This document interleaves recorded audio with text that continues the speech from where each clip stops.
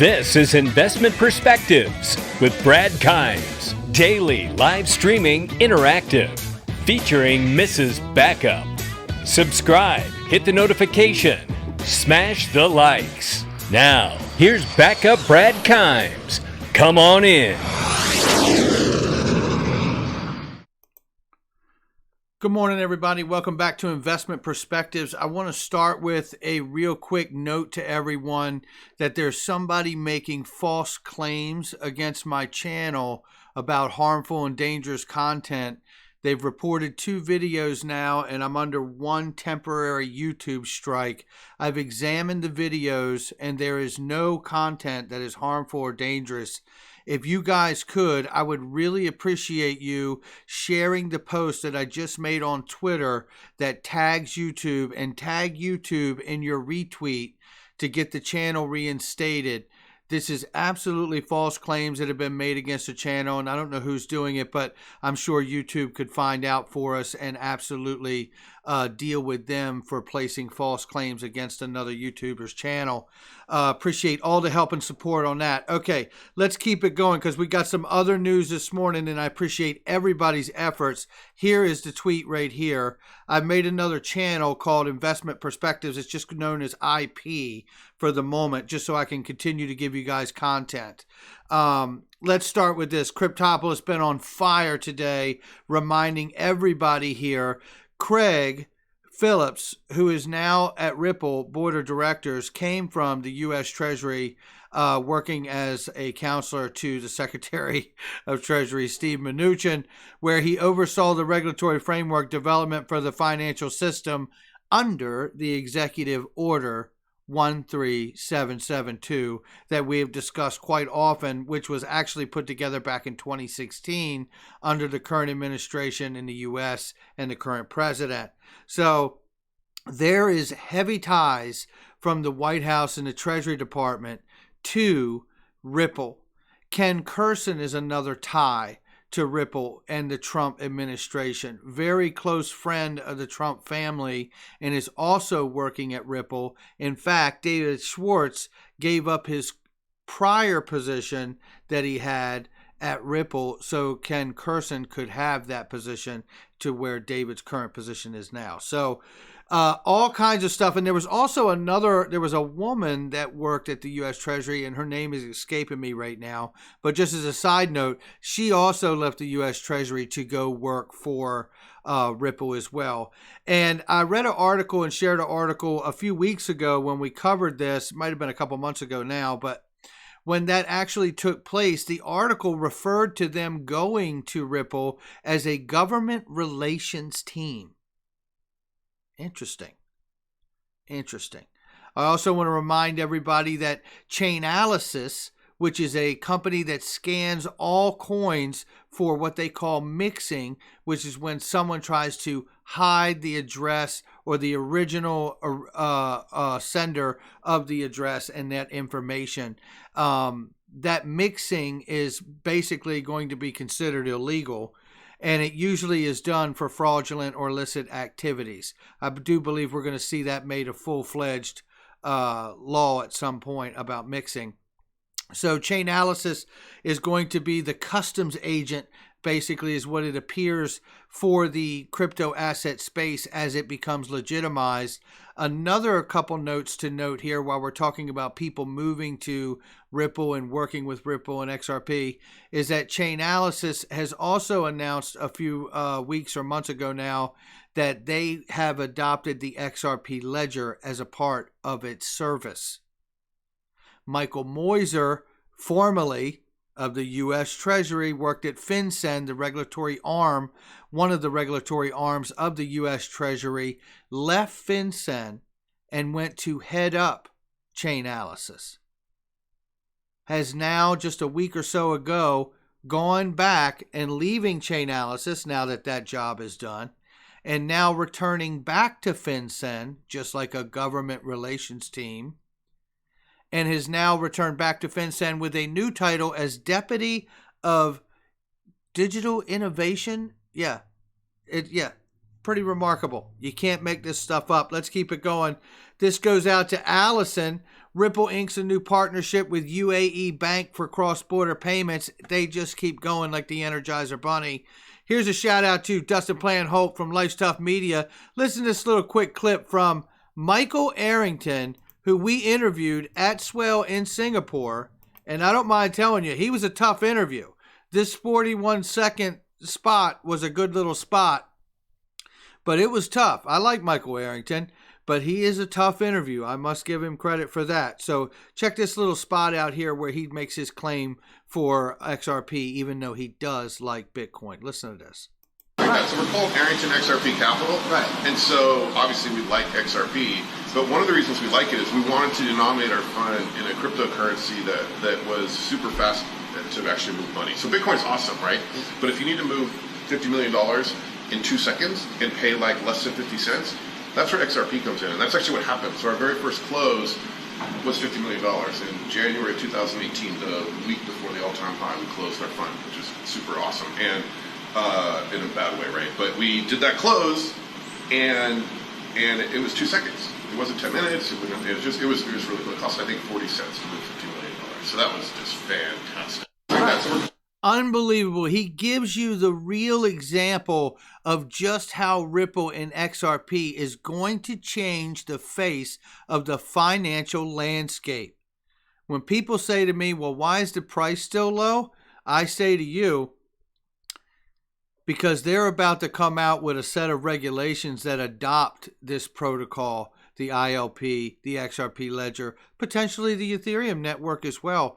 But I do believe at least the ILP and the XRP ledger will be adopted because of the significance and the major disruption and the impact that it can make to the financial system internationally and globally. And he makes that point here just as well as anybody. Shout out to him. Mark Yusko, low interest rates are a sign of economic weakness, not strength. Mark Yusko, the CEO of Morgan Creek, with Anthony Pompliano over there. This is a very good point. And I tell you something, this is exactly in line with the conversation that we've been having with Cryptopolis on Friday morning show. Don't miss that either with co-host Cryptopolis. I got to tell you, Cryptographics makes another great point. Pushing towards a digital economy, insert digital assets here. Dirty banknotes may be spreading things for the World Health Organization warrants. Now, this is a warning from the World Health Organization, so we want to keep an eye on those things that are happening there. Another one from Mark Yusko talking about blockchain, digital currency, and cryptocurrencies moving into the mainstream. And it's interesting what he says here. Interesting info. Participation by institutional investors is now significant. Crypto can uniquely hedge a yet unseen environment. What a statement. What a statement. I like that. Very nice stuff there. And here we have a little bit of drama. What's happening, gents? Binance, Coinbase, and other cryptocurrency exchanges reportedly targeted by a new Trojan computer virus issue. So we had to keep an eye on that too. Shout out to Sarah Austin, who is a recent new hire and acquire by Kava Labs. Welcome Sarah Austin to Kava, and we do welcome her. She's an award-winning marketer and content creator who comes to Kava Labs from Oracle Financial Services, Forbes, and SAP. Her marketing campaigns have been recognized by Wired, New York Times, and Ad Age's Campaign of the Year. So welcome Sarah Austin to Kava Labs. I'm very excited for what she's going to do to promote what they have been working on for so long. It's going to be exciting.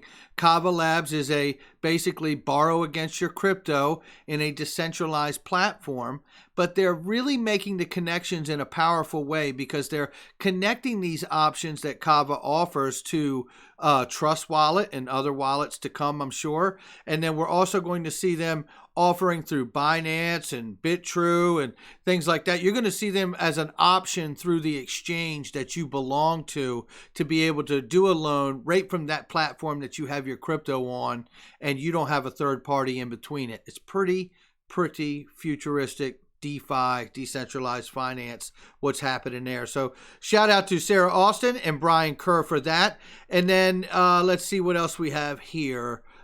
This was, I'm trying to remember, I read this morning. I read so much stuff. Let me just open this up really quickly.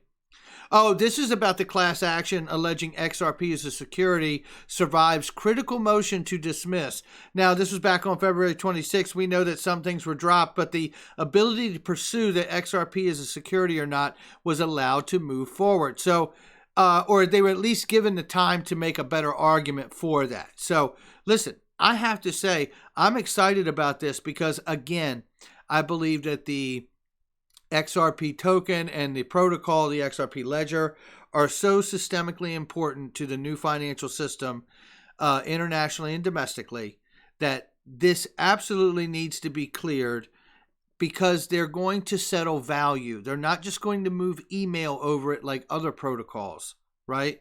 They're not just going to transfer files back and forth. This is going to be the settlement of massive amounts of cross-border payments as the first vertical. And then obviously moving on to do micropayments and smart contracts. Whether you're aware or not, the XRP ledger can do smart contracts.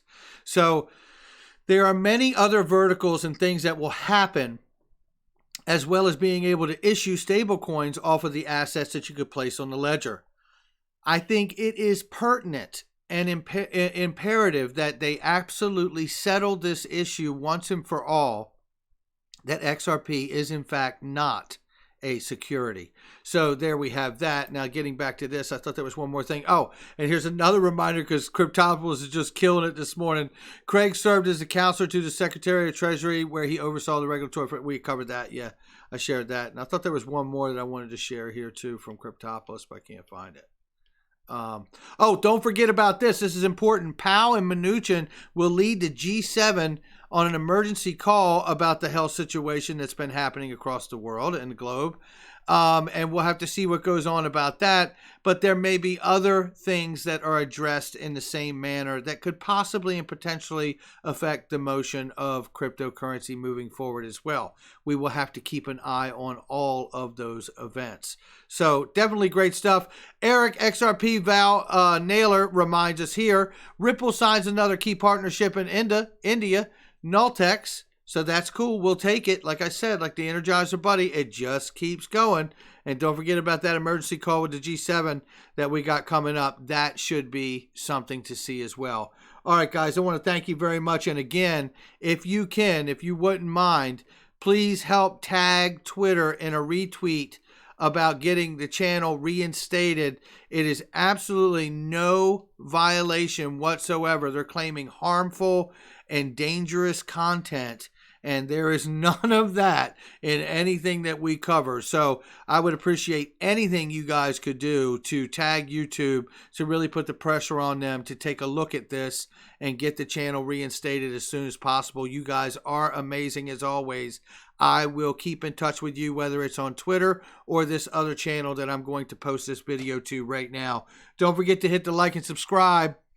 We'll keep building this second channel in case we have trouble getting to YouTube in the process. I appreciate each and every one of you and your support. This is absolutely a call to action. Let's not let the bad actors win when we're so close to seeing this happen all together. Thank you so much, guys, for your support. I'll catch you on the next one.